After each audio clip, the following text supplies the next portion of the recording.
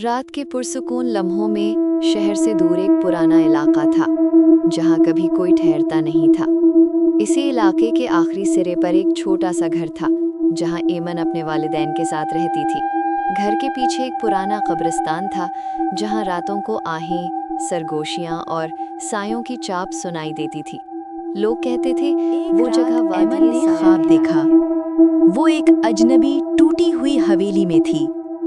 हर तरफ अंधेरा, बोसीधा दीवारें और दूर से आती कदमों की आवाजें। अचानक अंधेरे में से एक साया उभरा।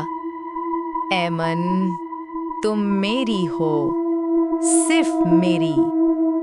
एमन चीख मारकर जाग उठी, मगर अगली रात वही ख्वाब, वही आवाज और वही साया। तुम मेरे नाम लिखी मगर गई डर हो। के नीचे छिपी तनाव। एमन की हालत बिगड़ने लगी। माँ ने शहर के एक बुजुर्ग बाबा को बुलाया। बाबा जी ने कहा, ये आम ख्वाब नहीं, तुम पर किसी जिन की नजर है। उन्होंने 3 तावीज दिए, एक गले में पहनने के लिए, एक बिस्तर के नीचे रखने के लिए और एक दरवाजे पर। कुछ दिन सब ठीक रहा, मगर फिर शादी से 1 हफ्ता पहले कमरा अचानक बर्फ की तरह तावीज गायब था।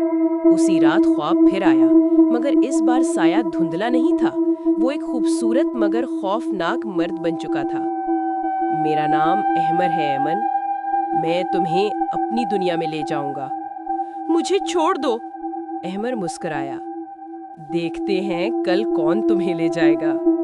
अगली रात मेहंदी के मौके पर भी एमन को लगा कोई उसकी एमन तैयार हो रही थी। मेकअप आर्टिस्ट कमरे से बाहर गई और एमन अकेली रह गई।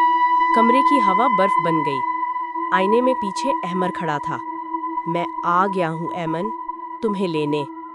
एमन चीखना चाहती थी, मगर आवाज गुम हो गई। फिर अंधेरा छा गया। जब रोशनी वापस आई, एमन गायब थी। कमरा खाली। एमन जिंदा है, मगर एक और दुनिया में। कुछ दिन बाद एमर ने उसे वापस आने की इजाजत दी, 3 दिन के लिए।